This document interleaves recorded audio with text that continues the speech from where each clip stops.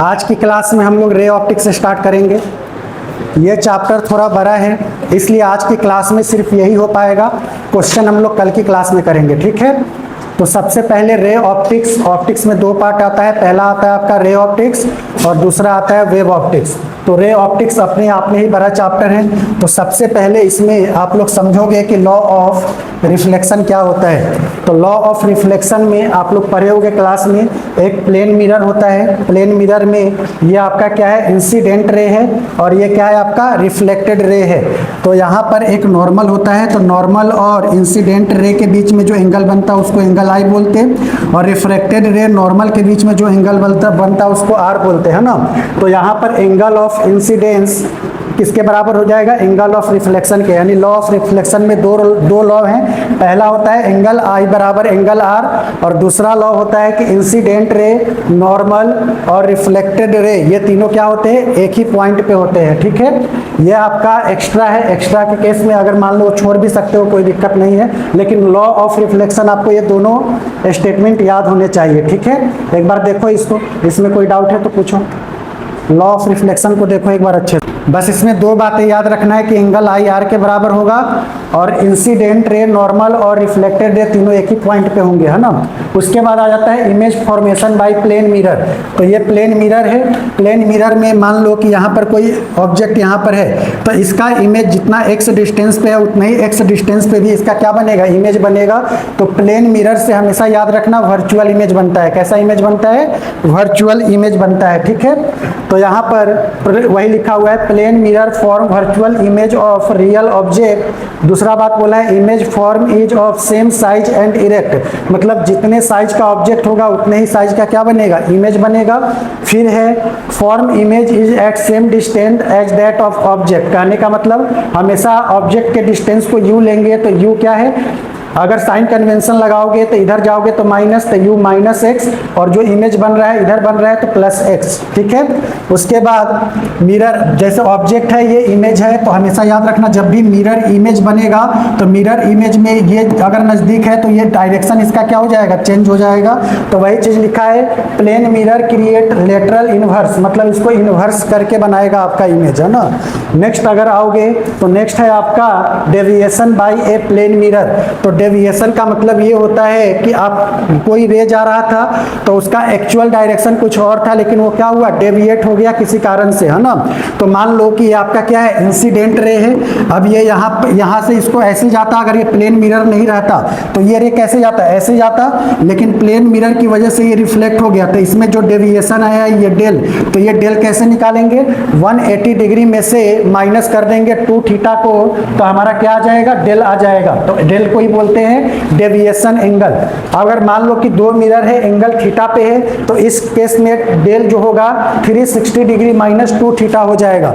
एक single mirror के लिए डेल निकालेंगे 180 डिग्री माइनस थीटा, और दो अगर एंगल थीटा पे है, दो मिरर है, तो डेल निकालेंगे 360 माइनस 2 थीटा। थीटा आपको एग्जाम में दिया रहेगा।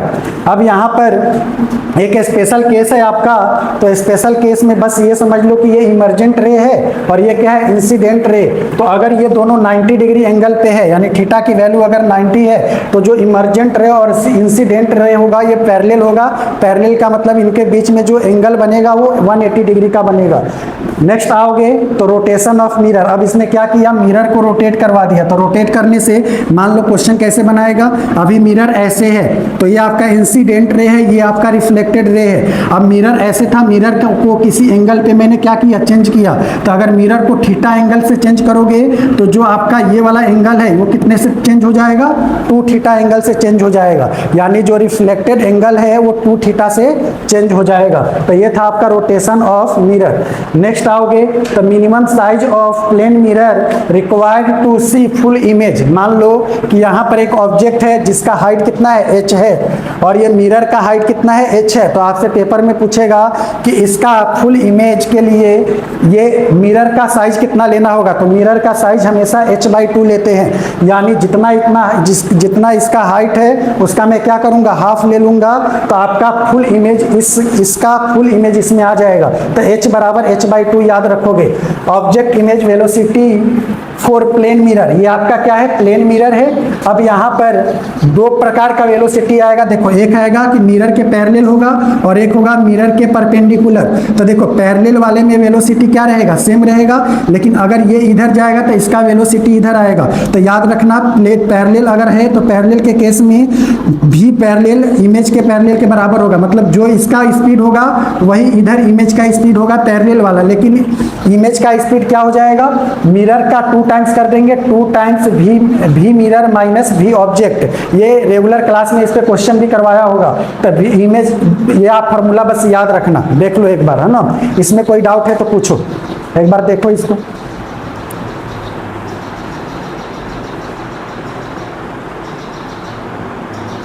ऑब्जेक्ट का फुल इमेज आए तो मिरर का साइज क्या होना चाहिए, इस ऑब्जेक्ट का हाफ होना चाहिए।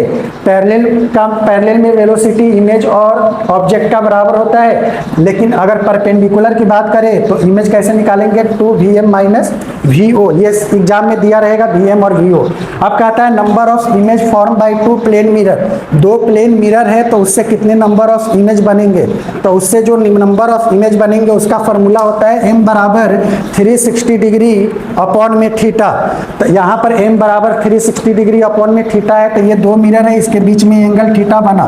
तो यहाँ पर m क्या है आपका, इवन होगा, और एक m ऑड होगा जब सॉल्व करके निकालोगे।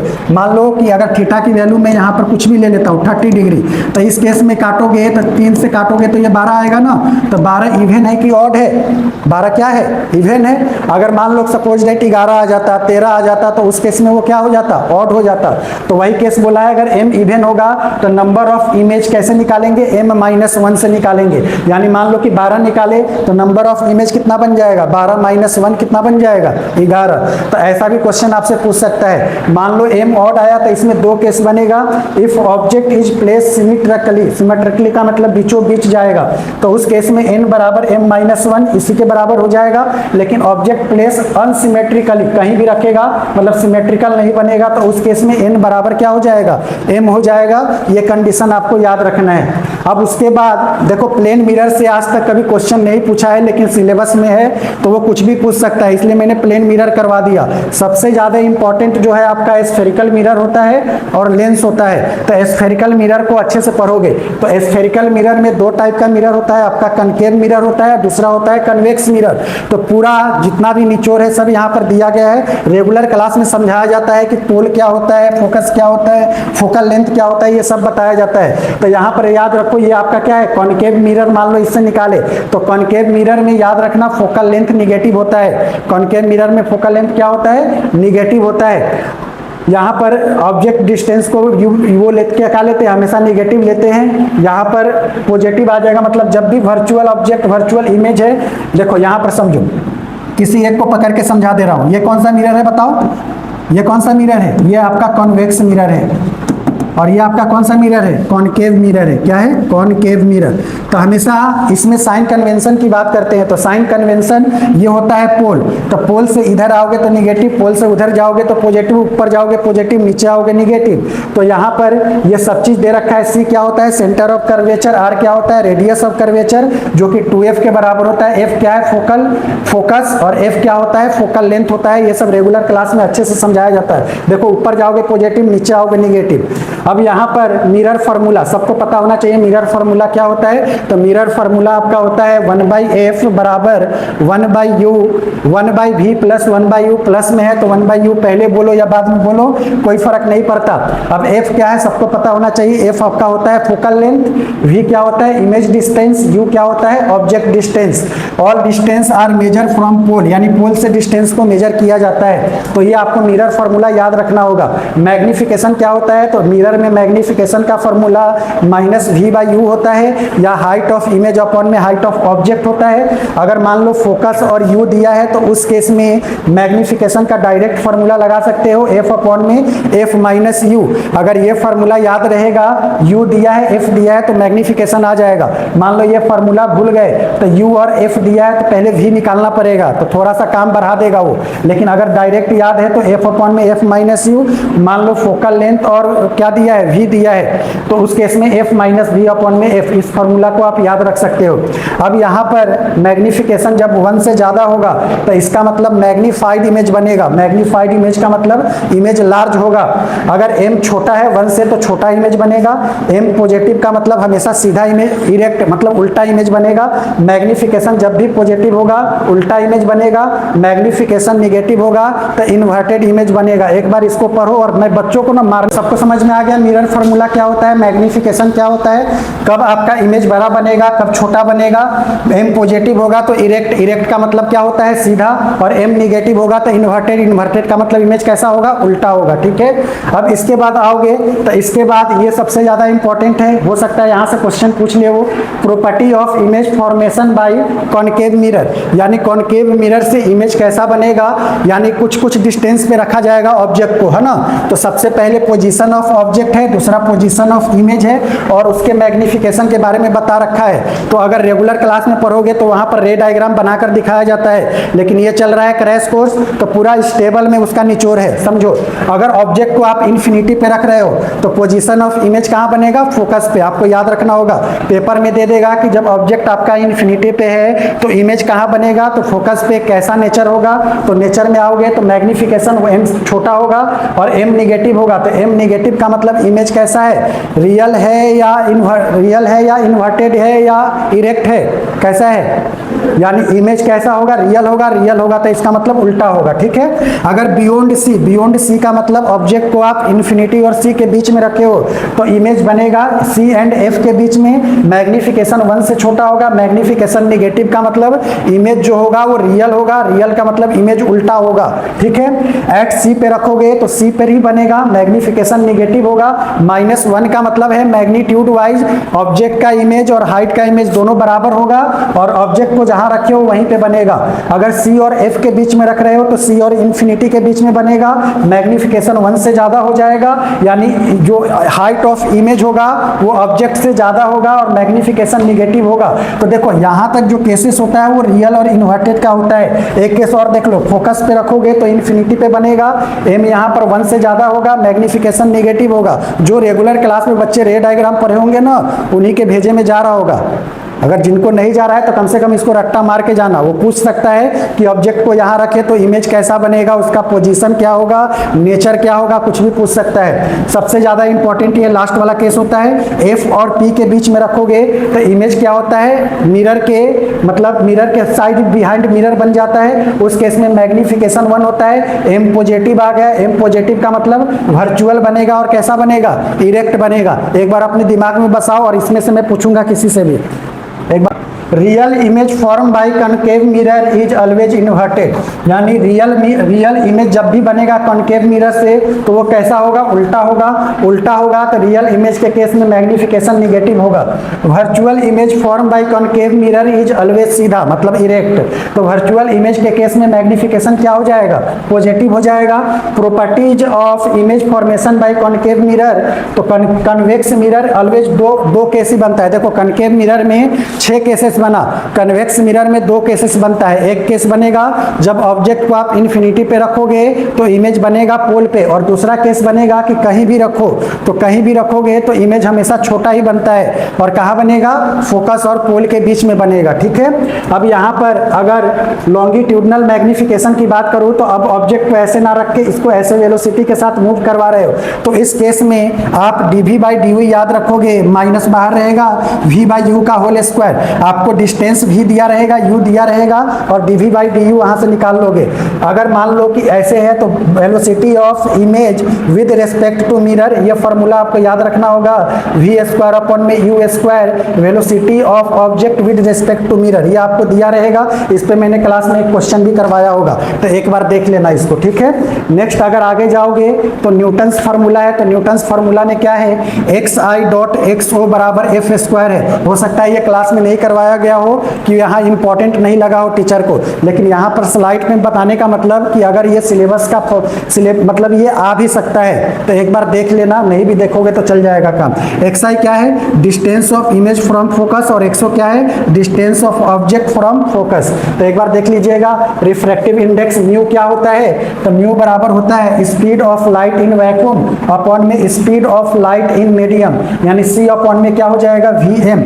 यहाँ पर म्यू कैसे निकालेंगे, तो A plus B by lambda plus C by lambda, यानी यहाँ पर सिर्फ ये याद रखना कि म्यू जो होता है वो इन्वर्सली प्रोपोर्शनल होता है 1 बाई लेमडा के, यानी वेवलेंथ बढ़ाओगे तो आपका म्यू क्या होगा, कम होगा। म्यू का मतलब है आपका रिफ्रैक्टिव इंडेक्स। इस फार्मूला को कॉची फार्मूला भी बोलते हैं, इसको आप याद करो या ना करो, ये याद जरूर कर लेना, ये विप जियोर है। तो विप जियोर में लेमडा बढ़ाओगे म्यू कम होगा। तो ये बताओ, ये वायलेट है और ये क्या है, रेड है, तो वायलेट और रेड में वेवलेंथ किसका ज्यादा होता है, वायलेट का या रेड का, बताओ वेवलेंथ किसका ज्यादा होगा। तो वेवलेंथ जो होता है, देखो यहाँ पर म्यू भी ज्यादा है, इसका मतलब वायलेट का वेवलेंथ क्या होता है, कम होता है, फ्रीक्वेंसी ज्यादा होता है। और रेड का वेवलेंथ क्या होता है, वेव का वेवलेंथ ज्यादा होता है, इसलिए रिफ्रैक्टिव इंडेक्स इसका क्या हो जाएगा, कम हो जाएगा। मतलब उल्टा रिलेशन होता है, ये आपको पता होना चाहिए। अब जैसे हम लोगों ने लॉ ऑफ रिफ्लेक्शन पढ़ा था, वैसे ही अब लॉ ऑफ रिफ्रैक्शन आता है। तो देखो, लॉ ऑफ रिफ्लेक्शन होता है प्लेन मिरर के लिए, है ना, और लॉ ऑफ रिफ्रैक्शन होता है जब मीडियम चेंज होता है। तो अब यहाँ पर क्या होगा, मीडियम चेंज होगा। जैसे मान लो कि ये आपका μ1 है, जिसका मान लो कि ये एयर है, तो एयर का रिफ्रैक्टिव इंडेक्स क्या है, μ1 है, और मीडियम मैंने चेंज कर लिया, एयर के बाद दूसरा मीडियम मान लो यहाँ पर वाटर आ गया, जिसका रिफ्रैक्टिव इंडेक्स क्या है, आपका μ2 है। तो इस केस में अगर इंसिडेंट रे यहाँ पे आ रहा है, तो यह अगर मान लो कि मीडियम चेंज किया, इसको जाना चाहिए था ऐसे, लेकिन ये क्या करेगा, ये नॉर्मल है ना, ये नॉर्मल की तरफ मुड़ जाएगा। कंडीशन क्या है कि μ2 का रिफ्रैक्टिव इंडेक्स क्या होगा, μ1 से ज्यादा होगा। तो जब भी रे आपका रेयर मीडियम से डेंसर मीडियम में आएगा, तो वो क्या होगा, नॉर्मल की तरफ झुक जाता है। लेकिन उल्टा, जब डेंसर से रेयर में जाएगा तो नॉर्मल से भाग जाता है। ये आपको पता होना चाहिए। स्नेल्स लॉ क्या होता है, पहला तो लॉ वही है, जैसे वहां दो लॉ था, इंसिडेंट रे, रिफ्रैक्टेड रे, नॉर्मल सब एक ही प्लेन में रहेंगे। दूसरा वहां पर था कि एंगल आई किसके बराबर था, एंगल आर के बराबर था। यहाँ पर क्या बराबर होगा, μ1 साइन आई किसके बराबर होगा, μ2 साइन आर के। इसके न्यूमेरिकल पूछेगा, इसलिए इसको दिमाग में बैठा लेना, ठीक है। अब मान लो कि μ2 ग्रेटर देन μ1 है, तो वही लिखा हुआ है light will bend towards normal. μ2 ज्यादा है तो नॉर्मल की तरफ ये क्या होगा, बेंड हो जाएगा। अगर μ1 ज्यादा हुआ तो light will bend away from the normal, जो कि मैं पहले ही बता दिया था, है ना। नेक्स्ट आओगे तो नेक्स्ट में यही बोला है कि अगर मान लो कि लाइट जो है नॉर्मली इंसिडेंट हो रहा है, तो उस केस में एंगल आई और एंगल आर क्या हो जाएगा, 0 हो जाएगा। अब आगे आओगे तो रिफ्रैक्शन थ्रू मल्टीपल मीडियम। अब मान लो कि मीडियम मल्टीपल है, जैसे यहाँ पर इंसिडेंट रे है और यहाँ पर इमरजेंट रे है, तो बस अगर देखो मीडियम ज़्यादा देगा तो बस ये याद रखना कि जो इंसिडेंट रे का एंगल θ1 है वही इमरजेंट रे के एंगल के बराबर हो जाएगा। यानी आप किसी भी मीडियम में स्नेल्स लॉ लगा सकते हो। जैसे देखो, मैं इस मीडियम के लिए स्नेल्स लॉ लगा रहा हूँ, तो लाइट किधर से जा रहा है, इस मीडियम से उस मीडियम में जा रहा है, तो इसका रिफ्रैक्टिव इंडेक्स मान लो μ1 है, तो मैं क्या लिखूंगा, μ1 sin θ1। अब इसमें गया तो मैं क्या लिखूंगा, μ2 sin θ2। ऐसे ही अगर इसका और इसका लगाओगे तो μ1 sin θ1 उस मीडियम में जा रहे हैं, तो उसका रिफ्रैक्टिव इंडेक्स और उसका एंगल, ऐसे ही किसी के लिए भी आप लगा सकते हो। तो ये आप याद रखना, ठीक है। वही चीज लिखा हुआ है कि जो इंसिडेंट रे होगा वो इमरजेंट रे एंगल के बराबर हो जाएगा, यानी θ1 बराबर क्या हो जाएगा, θ6। अब लेटरल देखो, lateral displacement due to slab, देखो क्वेश्चन कभी पूछा नहीं है लेकिन स्लाइड में है, तो बस मैं जो बता रहा हूँ सिर्फ वो सुन लो। अब मान लो कि ये स्लैब है, मतलब ये एयर है और ये आपका मीडियम है जिसका रिफ्रैक्टिव इंडेक्स म्यू है। तो आप लोगों को पता होगा कि एयर का रिफ्रैक्टिव इंडेक्स कितना होता है, 1 होता है। तो देखो, ये रे को जाना चाहिए था ऐसे, लेकिन क्या हुआ, मीडियम चेंज होने की वजह से ये क्या हुआ, ऐसे बेंड हो गया। तो आपसे कहेगा ये जो आपका लेटरल शिफ्ट आया है, मतलब टॉपिक का नाम ही है लेटरल डिस्प्लेसमेंट, मतलब ये जो डिस्टेंस है वो कितना होगा, तो ये आपको रट्टा मारना पड़ेगा। डी बराबर हो जाएगा टी साइन ब्रैकेट में आई माइनस आर अपॉन में कॉस आर। टी क्या है, थिकनेस, वो आपको दिया रहेगा, इस स्लैब का थिकनेस दिया रहेगा, साइन आई और आर भी दिया रहेगा, और कॉस आर निकाल के मतलब निकाल सकते हो। तो इससे जेई में क्वेश्चन आया है, नीट में आज तक नहीं आया है, लेकिन अगर माइंड में रखोगे सब चीज दिया रहेगा, अगर ये फॉर्मूला याद रहेगा तो ये वाला डिस्टेंस आप आसानी से फाइंड आउट कर सकते हो। नेक्स्ट केस है एपरेंट डेप्थ। एपरेंट डेप्थ का मतलब होता है, आप लोग भी जानते हो, मान लो कि ग्लास है, ग्लास में कभी सिक्का रखना, उस सिक्के को देखना, लगेगा कि सिक्का जो है उठा हुआ दिखाई दे रहा है ना, तो जो एक्चुअल पोजीशन होता है ना वो थोड़ा सा ऊपर नजर आता। तो मान लो कि तुम क्या कर रहे हो, ये तुम अपनी आंखों से इस मछली को देख रहे हो, तो मछली यहाँ पर एक्चुअल उसका हाइट मतलब यहाँ पर है, लेकिन तुम जब देखोगे पानी में तो लगेगा कि मछली जो है वो थोड़ा सा ऊपर दिखाई देता है। तो उस केस में मतलब यहाँ पर डी डैश कैसे निकालोगे, एक्चुअल मतलब यहाँ से यहाँ तक का डिस्टेंस, तो वो दे रखा है due into mu R upon में म्यू डी। ये आपका डी दिया रहेगा, म्यू आर भी दिया रहेगा और म्यू डी भी दिया रहेगा, डी वन डी ये सब क्या है यहाँ पढ़ लेना। अब उल्टा केस है, मान लो मछली अब देख रहा है किसी इसको, तब यहाँ पर देखो ये देखेगा कि इसका हाइट यहाँ पे है, लेकिन इसको दूर दिखाई देगा, दूर दिखाई देगा यानी यहाँ दिखाई देगा। तो उस केस में एच डैश कैसे निकालोगे, यहाँ से यहाँ तक का डिस्टेंस, उसका फॉर्मूला दिया है, बाकी सबका मीनिंग दिया हुआ है, एक बार देखना होगा तो देख लीजिएगा। नीट का कोई भरोसा नहीं है, कुछ भी पूछ सकता है, ग्लास स्लैब आप छोड़ सकते हो, इसमें ये उतना इंपॉर्टेंट नहीं है। अब देखो, अब जो टॉपिक आया ये इंपॉर्टेंट है, आपका है टोटल इंटरनल रिफ्लेक्शन। तो टोटल इंटरनल रिफ्लेक्शन क्या होता है वो समझोगे। तो देखो मान लो कि ये आपका म्यूआर है और ये क्या है, म्यू डी है। म्यूआर का मतलब है रेयर मीडियम और डी का मतलब है डेंसर मीडियम। तो पहला तो कंडीशन टोटल इंटरनल रिफ्लेक्शन के लिए यही होता है कि जो आपका रे है वो हमेशा डेंसर मीडियम से रेयर मीडियम में जाना चाहिए। कंसेप्चुअल क्वेश्चन बना के पूछेगा कि टोटल इंटरनल रिफ्लेक्शन का कंडीशन क्या होता है, तो पहला कंडीशन होता है रे जो है वो डेंसर मीडियम से रेयर मीडियम में जाना चाहिए। तो ये रेयर डेंसर से रेयर में जा रहा है। अब क्या होगा, उसको उस एंगल पे ले जाओ जहां से ये ऐसे ही क्या हो जाए, मतलब जो रिफ्रैक्टेड एंगल है वो 90 डिग्री बन जाए। तो यहाँ पर थीटा सी को क्रिटिकल एंगल बोला जाता है। तो साइन थीटा सी कैसे निकालेंगे, म्यू आर अपॉन में म्यू डी, यानी कंडीशन है कि इंसिडेंट एंगल क्रिटिकल एंगल से ज्यादा होना चाहिए टोटल इंटरनल रिफ्लेक्शन के लिए। और क्या बोला है, light will reflect back into same medium and law of reflection will be applicable, यानी जैसे ही थोड़ा सा एंगल बढ़ा दोगे तो अब ये क्या होगा, लाइट सेम मीडियम में रिफ्लेक्ट हो जाएगा। तो जो भी लॉ ऑफ रिफ्लेक्शन था उसको ये क्या करेगा, फॉलो करेगा। Light will reflect and law of reflection will be valid. तो एक बार टोटल इंटरनल रिफ्लेक्शन आप एक बार देख लो, जितना बताया उसको मायने में सिर्फ बैठा लो कि कंसेप्चुअल क्वेश्चन पूछेगा तो क्या पूछ सकता है, कंडीशन क्या है। तो पहला कंडीशन है डेंसर से रेयर में जाना चाहिए, एंगल ऑफ इंसिडेंस आपका क्रिटिकल एंगल से ज़्यादा होना चाहिए। ये दो कंडीशन है, ठीक है, ये आपको याद होना चाहिए। रेगुलर क्लास में पढ़े हो तो बस आपका रिवीजन हो रहा होगा, ठीक है। अब application of total internal reflection क्या होता है, तो टोटल इंटरनल रिफ्लेक्शन का 2-3 एप्लीकेशन है, उसको देख लो। पहला है मिराज। मिराज क्या होता है, आप लोग जानते हैं रेगिस्तान में गर्मियों के दिनों में क्या होता है, ऐसा लगेगा कि आपको वहां पर वृक्ष के नीचे पानी दिखाई देगा, लेकिन एक्चुअल में वो पानी नहीं होता है, वो क्या होता है, उसी को बोलते हैं मिराज। तो वही किसका एग्जाम्पल है, टोटल इंटरनल रिफ्लेक्शन का। दूसरा इसका केस है ऑप्टिकल फाइबर का। तो ऑप्टिकल फाइबर में टोटल इंटरनल रिफ्लेक्शन का ही यूज किया जाता है। दूसरा जो डायमंड होता, वो डायमंड चमकता किसके कारण चमकता, आपका टोटल इंटरनल रिफ्लेक्शन के कारण ही चमकता। तो ये टोटल इंटरनल रिफ्लेक्शन के 2-3 एग्जाम्पल है, इसको आप माइंड में रखोगे। इसको चाहो तो आप स्किप कर सकते हो, कोई बात नहीं है, ठीक है। हाँ, रिफ्लेक्शन एट कर्व सरफेस। अब कर्व सरफेस का मतलब देखो, ये आपका कोई सरफेस है, मतलब ये प्लेन मिरर ना होके कर्व पे है। तो बस इसमें ये याद रखना कि म्यू2 अपॉन में भी माइनस म्यू1 अपॉन में यू बराबर म्यू2 माइनस म्यू1 अपॉन में आर होगा।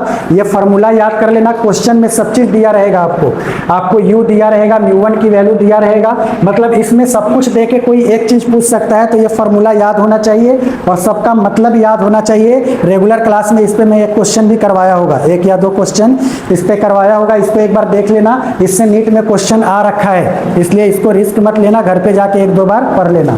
नेक्स्ट अगर आते हो आप, तो अब आ गई बारी लेंसेस की, है ना। तो अभी तक हम लोगों ने क्या पढ़ लिया, मिरर के बारे में पढ़ लिया। मिरर में प्लेन मिरर पढ़ा, प्लेन मिरर के बाद स्फेरिकल मिरर पढ़ा, स्फेरिकल मिरर के टाइप पढ़ा, टोटल इंटरनल रिफ्लेक्शन पढ़ा, इमेज का पोजीशन देखा, कहाँ कहाँ मतलब ऑब्जेक्ट रखने पे इमेज कहाँ बना। अब किसकी बारी है, लेंसेस की।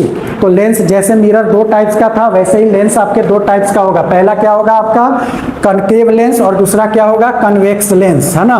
तो यहाँ पर ये सब थिन लेंसेस के टाइप है, कन्वेक्स, कॉनकेव।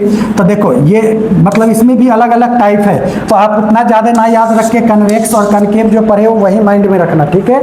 अब यहाँ पर लेंस मेकर फार्मूला, ये भी इंपॉर्टेंट है। लेंस मेकर फार्मूला से भी नीट में और जेई में क्वेश्चन आ रखा है। तो लेंस मेकर फार्मूला क्या होता है, यहाँ पर आपका दोनों सराउंडिंग सेम रहेगा, और यहाँ पर लेंस का जो है रिफ्रैक्टिव इंडेक्स म्यूअल दिया रहेगा। ये R1 है और इधर R2 है। R1 और R2 को साइन के साथ लेना होता है फार्मूला में, तो ज़्यादातर केसों में फोकल लेंथ ही पूछता है। तो 1/f क्या हो जाएगा, म्यू एल अपॉन में म्यू एस माइनस 1 ब्रैकेट में 1/R1 माइनस 1/R2। अब यहाँ पर R1 और R2 का साइन के साथ में वैल्यू रखते हैं। अगर मान लो कि सराउंडिंग एयर है, तो म्यू एस की वैल्यू क्या हो जाएगा 1, तो उस केस में 1/f कैसे निकालेंगे, mu L minus 1/R1 minus 1/R2। इसमें नीट में एक दो बार नहीं 3-4 बार क्वेश्चन पूछा है। एक बार इसको माइंड में बैठाओ, इस फॉर्मूले को एक बार देखो सिर्फ, और इसमें जो नहीं समझ में आ रहा है पूछो। टाइमर चल रहा है कैसे, तो लेंस मेकर फार्मूला एक बार पढ़ लीजिएगा। अब आ जाइए मैग्निफिकेशन की बात करते हैं। तो जैसे हम लोगों ने मिरर का मैग्निफिकेशन पढ़ा था, लेंस में बस उल्टा कर देना। लेंस में उल्टा करने का मतलब वहाँ मैग्निफिकेशन हो रहा था -v/u, तो यहाँ पर क्या हो जाएगा +v/u। तो सब चीज़ वही दिया है। मैग्निफिकेशन क्या होता है, इमेज अपॉन में ऑब्जेक्ट, इमेज अपॉन में ऑब्जेक्ट, याद रखना v/u। मैग्निफिकेशन वहाँ पर था f अपॉन में f माइनस u, यहाँ पर क्या होगा f अपॉन में f प्लस u। वहाँ पर था f प्लस v था अपॉन में f, तो यहाँ f माइनस v अपॉन में f। तो एक चीज को याद रखो, दूसरे को रिलेट कर लो, याद हो जाएगा। अब वही है, मैग्निफिकेशन 1 होगा तो सेम साइज हो जाएगा, 1 से छोटा होगा तो स्मॉल होगा, 1 से ज्यादा होगा मैग्नीफाई होगा, पॉजिटिव होगा तो वर्चुअल होगा, निगेटिव होगा तो रियल होगा। जस्ट उसका उल्टा कर दोगे तो ये सब याद हो जाएगा। तो अब जैसे वहां पर हम लोगों ने मिरर फार्मूला पढ़ा था, तो मिरर फार्मूला में क्या था, प्लस था। लेंस फार्मूला में क्या आ जाएगा, माइनस आ जाएगा। 1/v बराबर 1/f प्लस 1/u।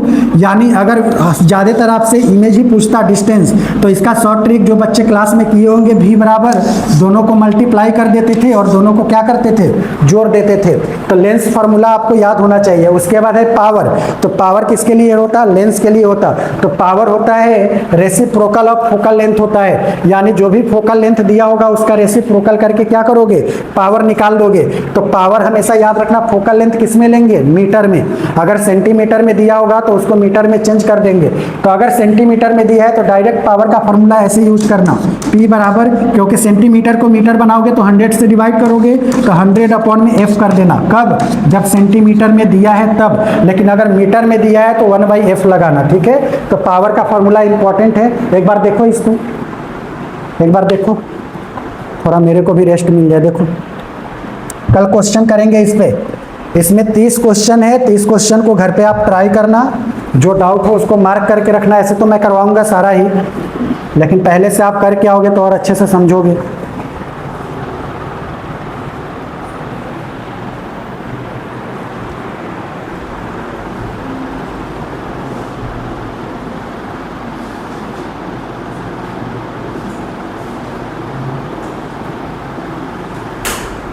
चलो देख लिए होगे।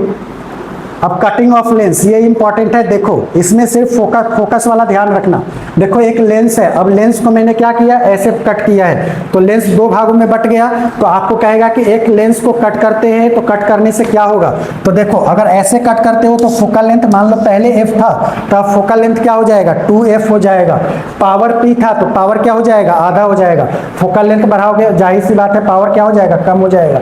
एरिया सेम रहता है, इंटेंसिटी सेम रहता है, ठीक है, ये याद रखना। लेकिन अगर आप क्या कर रहे हो, लेंस ऐसे है, लेंस को ऐसे कट लगा रहे हो, तो उस केस में फोकल लेंथ सेम रहता है, तो फोकल लेंथ सेम रहेगा तो पावर सेम रहेगा, एरिया क्या हो जाएगा, हाफ हो जाएगा, और इंटेंसिटी क्या हो जाएगा, हाफ हो जाएगा। नीट में पूछ रखा है, आपको नहीं विश्वास है तो प्रीवियस ईयर उतार कर देखना, ऐसा पूछ रखा है कि लेंस को जब इधर से कट करेंगे तो फोकल लेंथ पे क्या प्रभाव पड़ेगा, ऐसे कट करेंगे तो क्या प्रभाव पड़ेगा। तो बस ये याद रखना, ऐसे कट किए तो फोकल लेंथ पावर पे प्रभाव पड़ा, बस याद रखो कि फोकल लेंथ दुगना होगा तो पावर हाफ हो जाएगा, एरिया और इंटेंसिटी सेम रहेगा। लेकिन आप ऐसे कट लगाते हो तो फोकल लेंथ पावर सेम रहेगा, लेकिन एरिया और इंटेंसिटी हाफ हो जाएगा। आपको जैसे याद करना है वैसे याद रखो, वो आपके ऊपर है। नेक्स्ट है आपका number of image form in multiple medium lens, छोड़ सकते हो, कोई दिक्कत नहीं है। अब यहाँ पर आ जाओ, image formation bye convex and concave lens.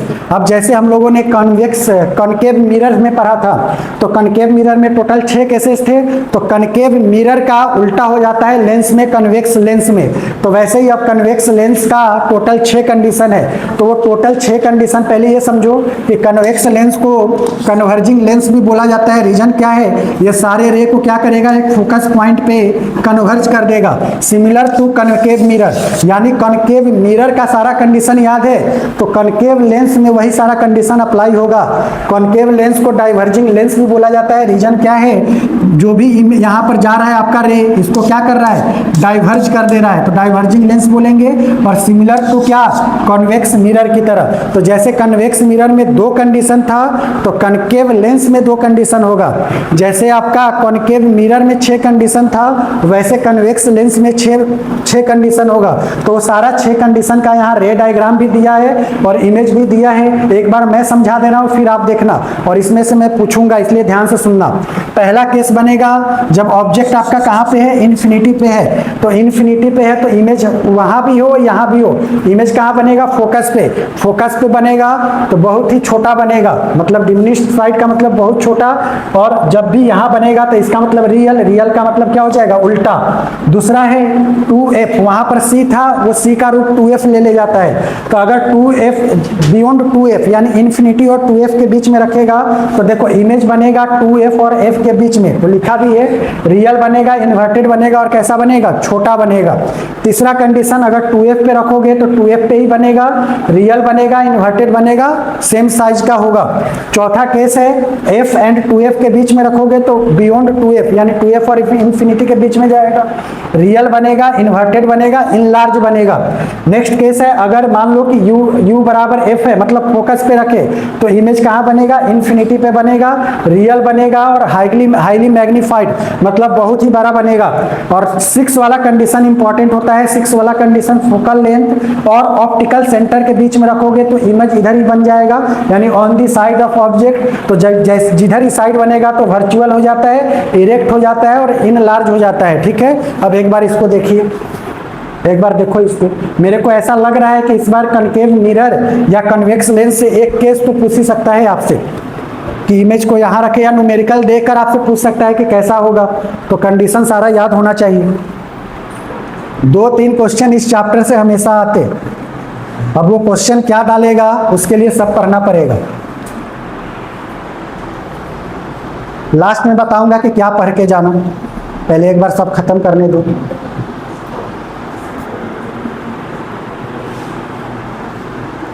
एक, 2, 3, 4, 5, 6, ये 6 कंडीशन आप लोग अपने दिमाग में बैठाइए, ऐसे याद रखोगे तो काम हो जाएगा। यहाँ पे आगे आ जाओ। आगे है आपका कॉम्बिनेशन ऑफ लेंस। तो कॉम्बिनेशन ऑफ लेंस में 2023 में 2 सवाल इसी से पूछ लिया था। तो नीट का कोई भरोसा नहीं कि इस टॉपिक से क्वेश्चन पूछ ले, इसलिए हर एक चीज को देखते रहो। और ये आसान है, 2023 में अगर 2 सवाल इस पे आया है तो आसान क्वेश्चन है। देखो मान लो कि ये लेंस है जिसका पावर P1 है, मैग्निफिकेशन M1 है, मतलब इसने क्या किया, लेंस को कंबाइन कर दिया है। तो लेंस को कंबाइन करेगा तो पावर क्या करेंगे, सिंपल, जैसे रेजिस्टेंस सीरीज में रहता है तो जोड़ देते हैं, तो पावर को भी जोड़ देंगे। फोकल लेंथ अगर 1/(f) बाई एफ कम्बिनेशन बोलेगा तो 1/f1 plus 1/f2 plus 1/f3 plus dot dot हो जाएगा। मैग्निफिकेशन क्या करेंगे, टोटल मैग्निफिकेशन यानी सबको मल्टीप्लाई कर देंगे, ठीक है। तो याद कर, ये तीनों कंडीशन याद कर लो, पावर को जोड़ेंगे, फोकल लेंथ में 1/f1 1/f2 करेंगे, मैग्निफिकेशन में मल्टीप्लाई कर देंगे, है ना।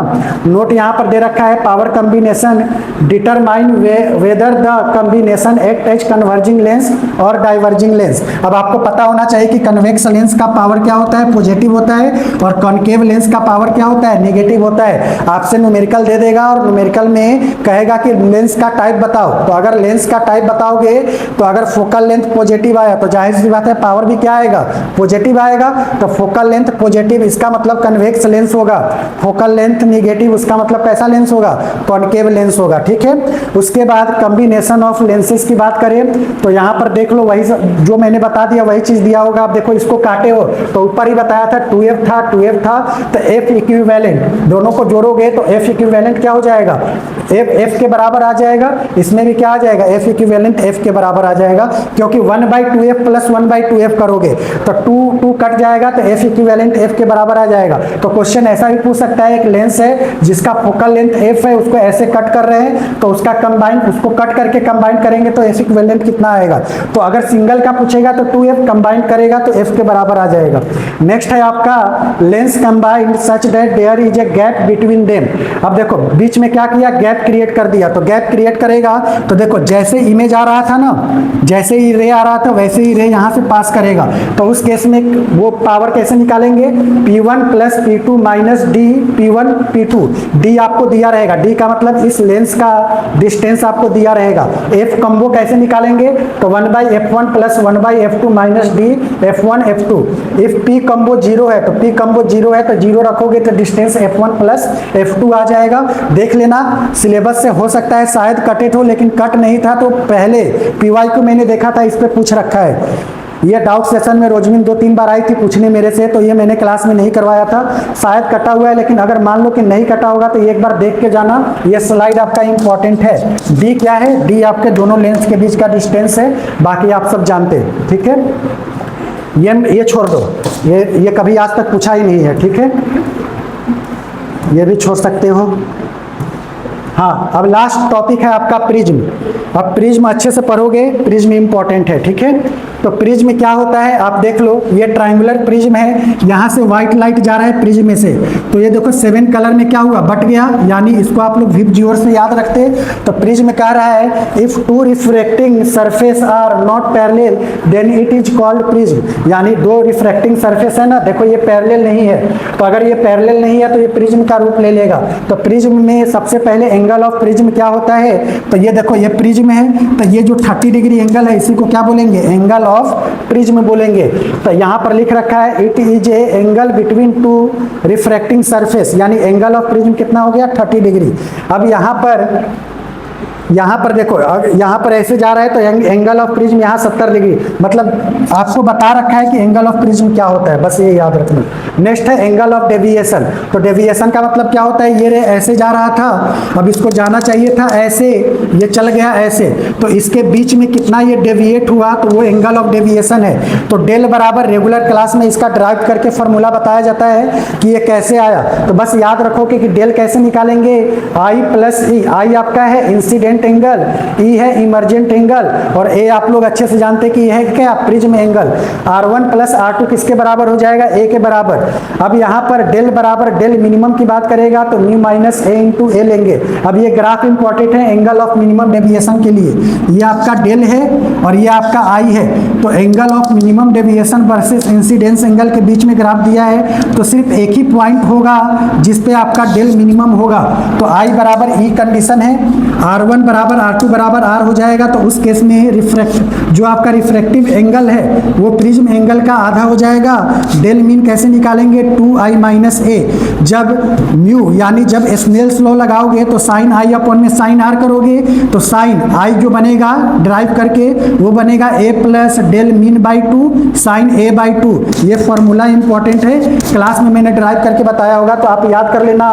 म्यू का फॉर्मूला होता है sine a plus del mean by 2 upon में साइन a बाई 2, ठीक है। एक बार इसको देखो, एक बार इसको देखो, एंगल ऑफ मिनिमम डेविएशन का फॉर्मूला दिमाग में बैठाओ। नेक्स्ट है आपका डिस्पर्जन, ठीक है, स्किप कर सकते हो, कोई दिक्कत नहीं है, छोड़ सकते हो, छोड़ सकते हो। हाँ, अब ये इंपॉर्टेंट है, जो एंगल देखो प्रिज्म में angle of minimum deviation important था, बाकी का आपके जरूरत का नहीं था, लेकिन ऑप्टिकल इंस्ट्रूमेंट से क्वेश्चन आता है। इसमें आपको माइक्रोस्कोप के बारे में पढ़ना है और टेलीस्कोप के बारे में पढ़ना है। तो अभी तो एक क्वेश्चन भी आया था, हाल फिलहाल में ही आया था टेलीस्कोप पे। तो माइक्रोस्कोप में दो प्रकार का माइक्रोस्कोप होता है, पहला होता है सिंपल माइक्रोस्कोप और दूसरा होता है आपका कंपाउंड माइक्रोस्कोप। तो सिंपल माइक्रोस्कोप क्या होगा, सिंपल माइक्रोस्कोप का ये डायग्राम होता है जो बचपन में ज्योमेट्री बॉक्स में जो लेंस देता था ना, वही आपका सिंपल माइक्रोस्कोप है। तो उस केस में मैग्निफिकेशन जब फाइनल इमेज इन्फिनिटी पे बनेगा, यानी नॉर्मल एडजस्टमेंट बोलेगा, तो मैग्निफिकेशन D/F होगा। कोई बताएगा D क्या होता है? रोजमिन बताओ D क्या होता है?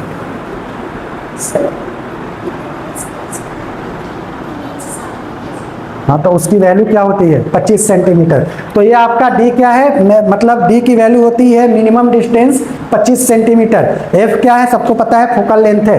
तो नियर पॉइंट एडजस्टमेंट यानी फाइनल इमेज अगर D पर ही बनता है तो मैग्निफिकेशन 1 + D/F हो जाएगा। ये याद रखना, जब फाइनल इमेज इन्फिनिटी बोल देगा क्वेश्चन में तो D/F, final image at minimum distance पे तो M = 1 + D/F। सिंपल माइक्रोस्कोप इतने में ही खत्म हो जाता है, ठीक है। नेक्स्ट अगर आओगे तो ऑप्टिकल इंस्ट्रूमेंट में आपका कंपाउंड माइक्रोस्कोप होता है। तो रेगुलर क्लास में ये डायग्राम बनाया होगा मैंने, है ना।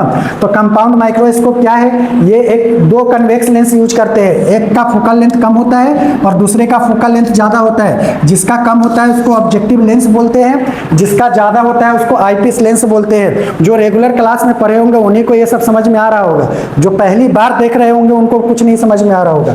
तो यहाँ पर कंपाउंड माइक्रोस्कोप में सबसे पहले एम टोटल निकालेंगे। तो एम टोटल का मतलब होता है magnification of objective lens into magnification of eye lens. तो यहाँ पर मैग्निफिकेशन नॉर्मल एडजस्टमेंट यानी इन्फिनिटी बोलेगा तो m = V0/U0 इंटू D/F होता है।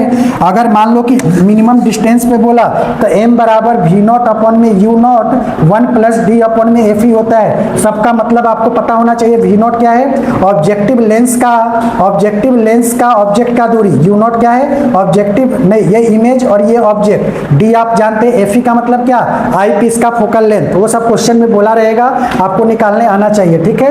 लेंथ कैसे निकालते हैं, V0 + Fe से। और लेंथ कैसे निकालेंगे, दूसरा फॉर्मूला V0 + μe से। तो ये आपका क्या है, कंपाउंड माइक्रोस्कोप है। इसके बाद अगर आओगे तो नेक्स्ट है आपका टेलीस्कोप। टेलीस्कोप में देखो 2024 में हाल फिलहाल में ही क्वेश्चन पूछ रखा है, यानी 2024, 2025 और ये क्या है 2026। तो वो कहीं से भी क्वेश्चन पूछ सकता है, सिलेबस में है तो बच्चे वही स्कोर करते जो अच्छे से पढ़ते। जबकि देखो सब पढ़ने का टाइम नहीं है, मान लो तो लास्ट में जब सिलेबस कंप्लीट करूंगा ना, और जो एरिया में बताऊंगा, कम से कम 5 सालों का रिसर्च करके रखा हूं मैं, किस चैप्टर से किस टॉपिक से ज्यादा क्वेश्चन पूछता, तो लास्ट में मैं जो बताऊंगा ना उस पर मेहनत करके चले जाना। अब तक नहीं सुने, लास्ट में सुन के जाना, और जो एरिया बताऊंगा उस एरिया पर 2-4 बार प्रैक्टिस करके जाना। तो नेक्स्ट है टेलीस्कोप। टेलीस्कोप में 2 लेंस होता, उसमें देखो कंपाउंड माइक्रोस्कोप में क्या था, एक ये वाला छोटा था और वो वाला बड़ा था, इसमें उल्टा हो जाता है, ठीक है। तो यहाँ पर टेलीस्कोप के कंडीशन में मैग्निफिकेशन FO/Fe होता। FO क्या है, ऑब्जेक्ट लेंस का फोकल लेंथ, आईपीस का focal length. M = FO/Fe bracket में 1 + Fe/D। लेंथ कैसे निकालेंगे, FO + Fe और L = FO + μe। एक बार देखो इसको।